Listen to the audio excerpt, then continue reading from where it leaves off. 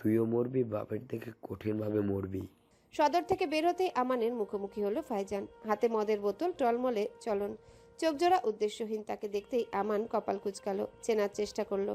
নেশায় বুধ দৃষ্টিতে সবটাই ঝাপসা লাগছে। ফাইজান তাকে দেখে ঠোঁট বিস্তর করে হাসলো, মৃদু স্বরে শুধালো। ভালো আছো? আমান এবার চিনতে পারলো, সাথে সাথে দৃষ্টি বদলালো। বিশ্রী গন্ধ আসছে তার সাথে। সে বিরক্ত গলায় বলল, হ্যাঁ ভালো। এত নেশা করো না আমান, নেশা তোমাকে ডুবিয়ে দেবে। তোমার থেকে তো উপদেশ চাই নাই। কিন্তু বড় হিসেবে উপদেশ দেয়া দায়িত্ব আমার। দেখো না, যাকে ভালোবাসতে তার জন্য একটা সাংঘাতিক কাজ করলে, অথচ এই নেশার জন্য তাকে হারালে। তোমার জীবনটা পড়ে আছে, তাই উপদেশ দিচ্ছি। বলেই পা বাড়াতে আমাল টলমলে স্বরে বলল, হুমায়রা তোমারে ভালোবাসে না?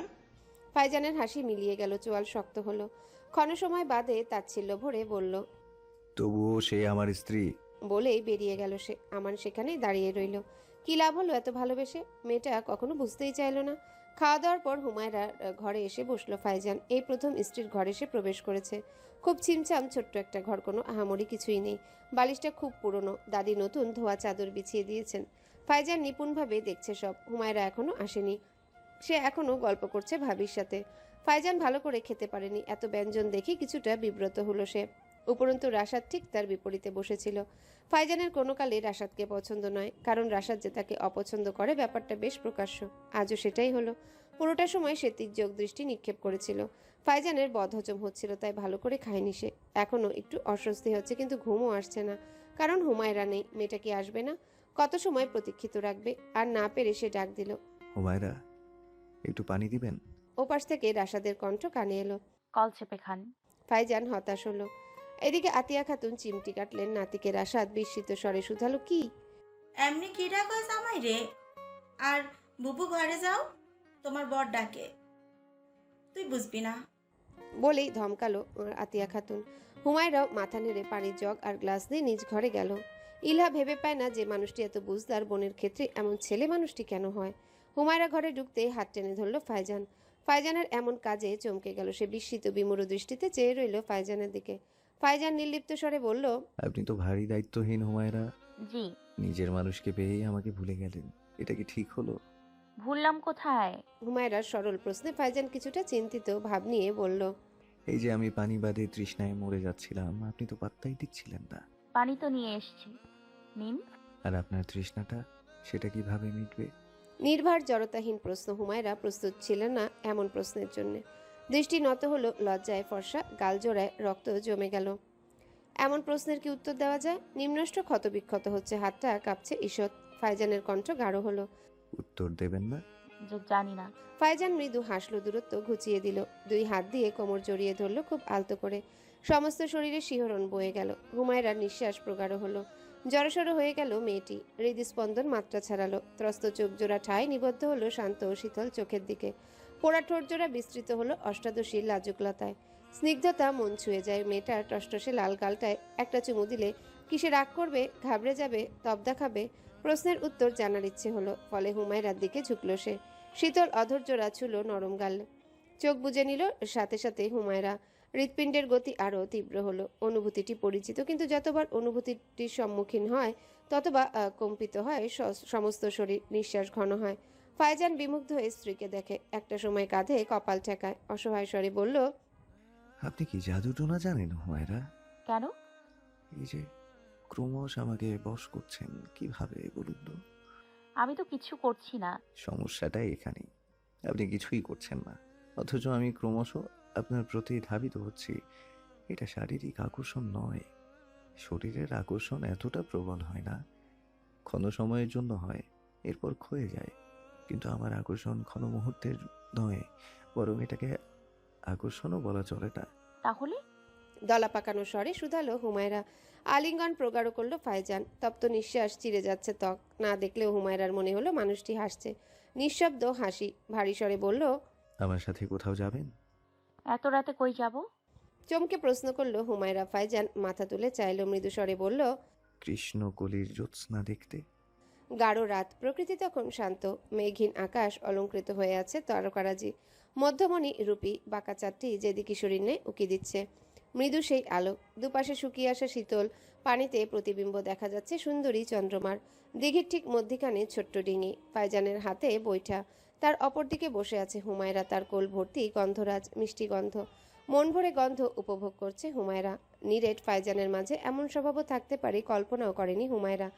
এই যে সে তাকে নিয়ে এসেছে, এখনো মুখখানা নিরেট, কোনো কথা নেই, শুধু ঘন ঘন তার দিকে চাইছে, আপাদমস্তক দেখছে, নিপুণভাবে ক্লান্তিহীন। হুমায়রা হাঁটুতে মাথা এলে স্মিত স্বরে শুধালো, আপনার পানি খুব ভালো লাগে তাই না? কিভাবে বুঝলেন? আপনাদের ওই বাড়িতেও ঘটলায় বসেছিলেন, এখানেও মাঝরাতে নৌকা চালাচ্ছেন। ভুল। আমি বলেছিলাম না আমার প্রকৃতি ভালো লাগে না, একাকিত্ব ভালো লাগে। আর সরোবরের থেকে একাকিত্ব কোথাও পাবেন না। ফুলগুলো ভালো লেগেছে? কোথায় পেলেন এগুলো? আপনার জন্য খুঁজে এনেছি। আবারও মৌন হলো পরিবেশ। আলো আধারিতে হুমায়রার লাজুক মুখখানা না কল্পনা করতেও আনন্দ লাগছে ফাইজানের। অপার্থিব সুখ যেন এই অনুভূতিতে। নিজের এমন পরিবর্তন অবাক লাগে ফাইজানের কাছে। বিয়ের আগে ভেবেছিল ছোট্ট একটা মেয়ে ঘরে এক কোণেতে থাকবে, তার ভরণ পোষণ দায়িত্ব পূরণ করাটা খুব কঠিন হয় না। বিয়ের পর ভেবেছিল মেয়েটা তার অন্ধকার জীবনের মাঝে এক মুঠো স্বস্তির নিঃশ্বাস। এখন মনে হয় এই মেয়েটি তার বেঁচে থাকার খোরাক। অনুভূতিগুলো তো মরে গিয়েছিল বহু পূর্বে, তাহলে কিভাবে আবারও সেই অনুভূতিগুলো মনের এক কোণে রোপিত হলো, শাখা প্রশাখা মেলল, ছড়িয়ে পড়ল অন্তঃস্থলে। আনমনে হাসে ফাইজান। হুমায়রা শুধায়। হাসছেন কেন? ফাইজান বৈঠা তুলে রাখে, হাঁটুতে হাত ভর করে বলল, নিজের উপর হাসি। নিজের ওপর কেউ হাসে নাকি? তাহলে তো বলতে হয় আপনি পাগল। হতে পারি, তবে সেখানে আপনার হাত বেশি। আবার আমাকে দোষাচ্ছেন? হুম, আপনি তো কিছুই করেননি। ভাবছি কিছু করেননি, তাই আমি এতটা বশ হয়েছি। করলে বোধ হয় পাগলা গারদ যেতে হবে, নয়তো মৃত্যু। ছি, এগুলো বলবেন না। শক্ত গলায় কথাটা বলল হুমায়রা। ফাইজান হাসলো, শব্দ করে ধ্বনিত হলো সেই হাসি, গুঞ্জন সৃষ্টি করলো নিস্তব্ধ নগরীতে। হাসতে হাসতে বলল, জন্মিলে মরিতে হবে, এটা বদলানোর উপায় নেই। জানি, তবুও বলবেন না। আচ্ছা হুমায়রা, আপনার কৌতূহল হয় না কি নিয়ে? আমাকে নিয়ে? যার সাথে থাকছেন, ঘুমাচ্ছেন, তাকে জানতে ইচ্ছে করে না?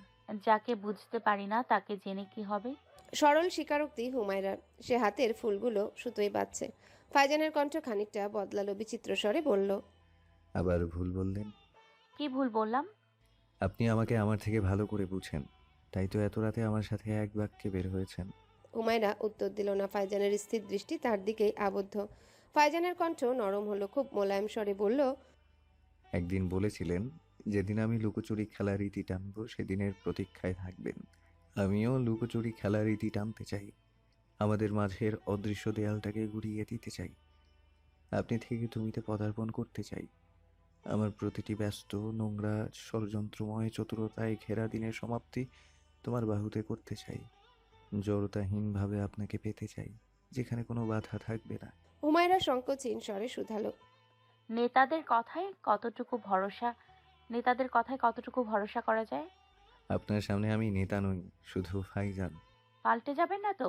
মানুষের গিরগিটি স্বভাবটি গিরগিটি থেকেও প্রখর। মৃত্যু অব্দি না। বিলম্বহীন উত্তর। হুমায়রা তাচ্ছিল্য করে শুধালো, বহু দূরের পরিকল্পনা করে ফেলেছেন। নেতা ফাইজান হোক কিংবা শুধু ফাইজান, কথার নড়চড় করি না আমি। হুমায়রা মৃদু হাসলো, তেজস্বী স্বরে বলল, বেশ, লুকোচুরিহীন সম্পর্কটির শুভারম্ভ করা যাক তবে। হুমায়রার কণ্ঠ প্রতিধ্বনিত হলো। ফাইজানের ঠোঁটের হাসি বিস্তৃত হলো, স্বতঃস্ফূর্ত অকৃত্রিম হাসি। ভরাট গলায় শুধালো, তাহলে প্রশ্রয় দিচ্ছ? আপনার কবে থেকে প্রশ্রয়ের প্রয়োজন?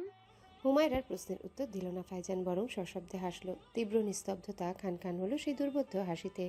বাঁকা চাঁদটাও আড়ালে তাদের দেখছে। নিজেকে আড়াল থেকে মুক্ত করে পূর্ণ আলোক মায়ায় রাঙালো দিঘির পানি। সেই অলিকতায় নিমিলিত নয়নে তাকিয়ে রয়েছে ফাইজান। চোখের ভাষাটা ভিন্ন। হুমায়রা দৃষ্টি নামিয়ে নিল, বুকটা কাঁপছে। ফাইজানের চোখের মাদকতা বলে দিচ্ছে নিষিদ্ধ আকাঙ্ক্ষার উপাখ্যান। ঘরে প্রবেশ করতেই হুমায়রাকে পেছন থেকে শক্ত বাহুবন্ধনে আবদ্ধ করলো ফাইজান। শীতল হাত জোড়া শক্ত করে চেপে ধরল কোমরের অস্থি, কাঁধে ঠেকালো মাথা। তপ্ত নিঃশ্বাস চামড়া ছিলল। অধৈর্য স্বরে শুধালো, সংবরণ শব্দটি কতটা কঠিন তোমাকে না পেলে জানতাম না। কতবার এই ধৈর্যের কাছে হোঁচট খেয়েছে, কতবার এই ধৈর্যের কাছে হোঁচট খেয়েছি, কতবার নিজের কথাকে ক্ষতবিক্ষত করে তোমাকে চেয়েছি, আমি নিজেও জানি না। হুমায়রাকে নিজের পানে ঘোরালো। তার লজ্জায় মুদিত নয়নে উষ্ণ অধর ছোঁয়ালো। কেঁপে উঠল কিশোরী। ঘন হলো তার নিঃশ্বাস। শির দ্বারা বেয়ে শিহরণ বইল। কথাগুলো বাষ্পায়িত হলো প্রবল আবেগে। স্বামীর সোহাগ পূর্বে কেবল অন্য নারীর কাছেই শোনা হয়েছে, আজ তা অনুভব করার পালা। ফাইজানের নিরেট মুখশ্রীর ভাব আজ ভিন্ন। কোমল নিখাত চাহনিতে মোহ, হুমায়রাকে একান্তভাবে কাছে পাবার মোহ। হুমায়রার নত মুখখানা দুহাতে তুলল, কোমল স্বরে ডাকল। হুমায়রা। অদ্ভুত অব্যক্ত অনুভূতি হলো হুমায়রার। ঘনিষ্ঠ মুহূর্তের প্রমোদনে নেতিয়ে উঠল চিত্ত, ভার ছাড়ল শরীর, ব্যাকুল নয়ন বহু কষ্টে তুলল। সামনের সুঠামদেহী পুরুষের অসংযত নয়নের ধারে আহত হলো আবার। ফাইজানের রুক্ষ আঙ্গুলের জগা তখন ঘুরে বেড়াচ্ছিল কোমল গালে। মৃদু কণ্ঠে শুধালো, আগুন কি শুধু এক পাশেই জ্বলছে? লজ্জায় উত্তর দেওয়া দায় ঠেকল। এমন বিমোহিত স্বর বুকের স্পন্দন বাড়িয়ে দিল। এই প্রশ্নর উত্তর দিতে হলে তো লজ্জাকে পরিত্যাগ করতে হবে। হুমায়রা উত্তর দিতে পারল না, তার গোলাপের ন্যায় ওষ্ঠ কাঁপছে। সেই কম্পন নিষিদ্ধ আকাঙ্ক্ষায় জন্ম দিল 32 বছরের পুরুষের হৃদয়। উত্তরের অপেক্ষা করল না, পোড়া ঠোঁটের উষ্ণ ছোঁয়ায় দখল করল কিশোরীর নরম ওষ্ঠ। মুহূর্তের আবেশে ভার ছেড়ে দিল কিশোরী। ফাইজান নরম শরীরটাকে আলগোছে কোলে তুলে নিল। ভালোবাসার তরঙ্গে চূর্ণ বিচূর্ণ হলো সব জড়তা সংকোচ।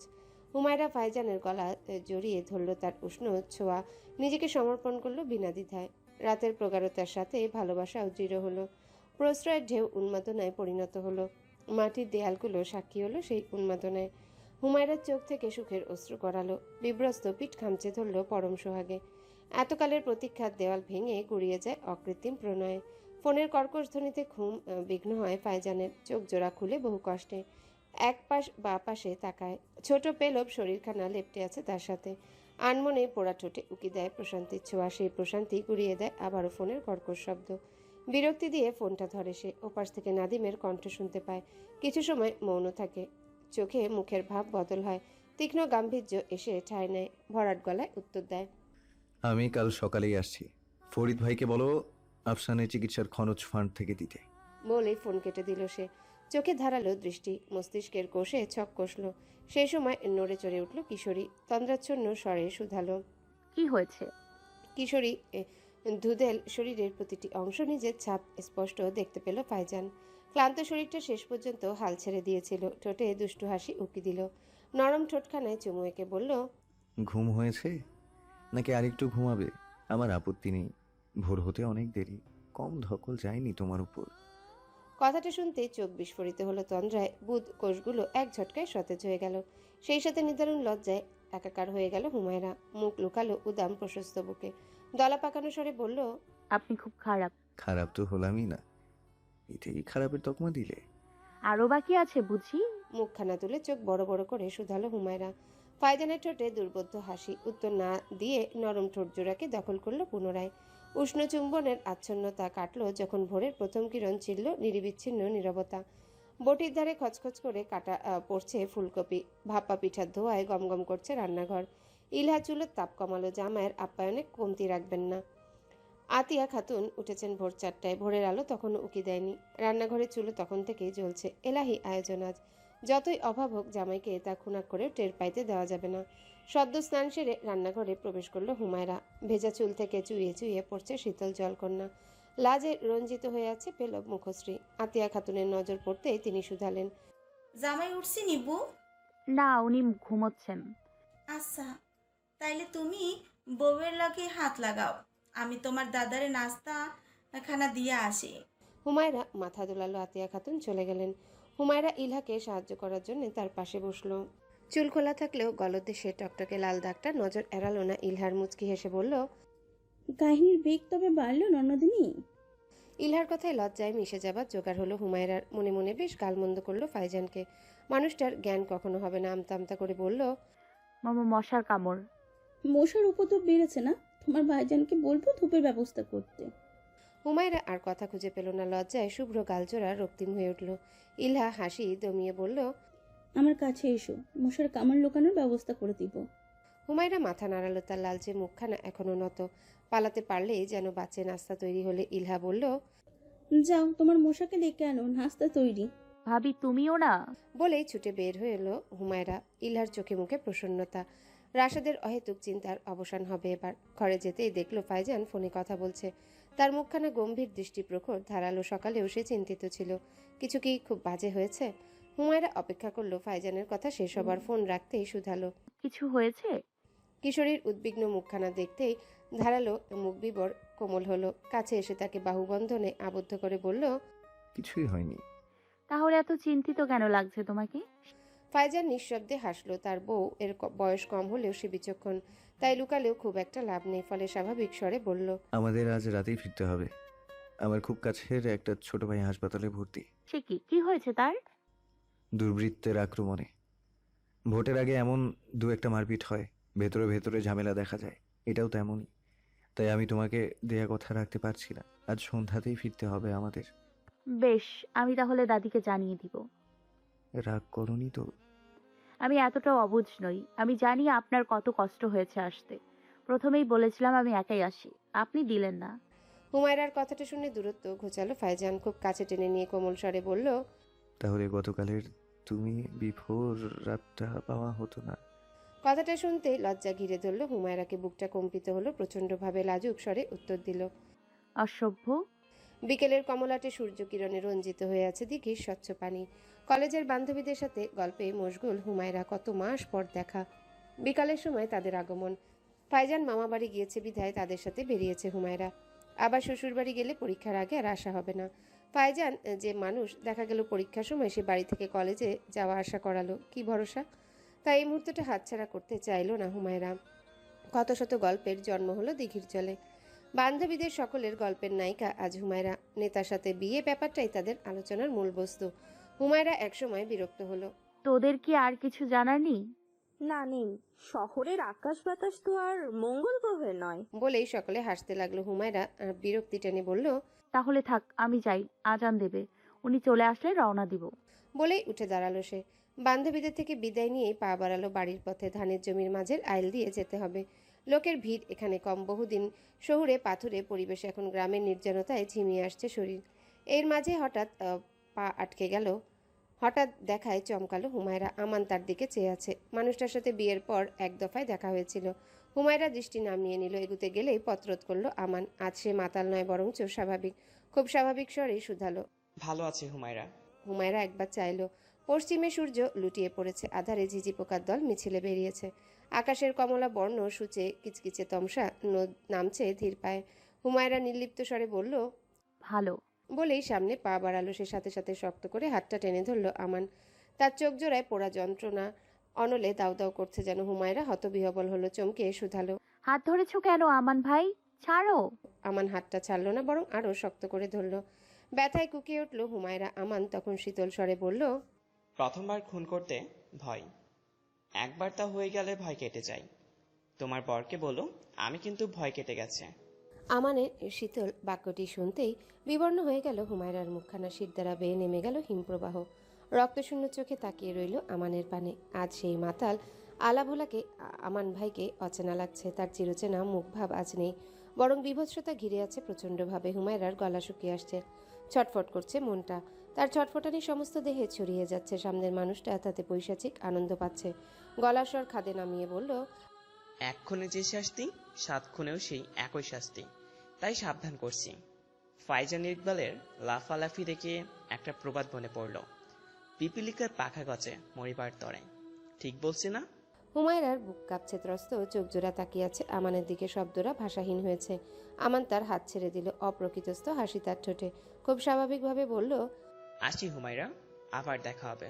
হুমায়রা ঠায় দাঁড়িয়ে আছে। তার কপালে বিন্দু বিন্দু ঘাম। পিপাসায় গলা কাঠ হয়ে আছে। ভীত চোখে চেয়ে আছে আমানে যাবার পথে। মস্তিষ্ক কেমন ফাঁকা ফাঁকা লাগছে। চিন্তা চেতনাগুলো ভীষণ বিক্ষিপ্ত। ঠিক তখনই ভরাট স্বর কানে এলো। হুমায়রা, কেঁপে উঠল হুমায়রা। পেছনে চাইতেই ভাইজানের দেখা মিলল। রাশাদ তার দিকেই আসছে, হাতে বড় টর্চ লাইট।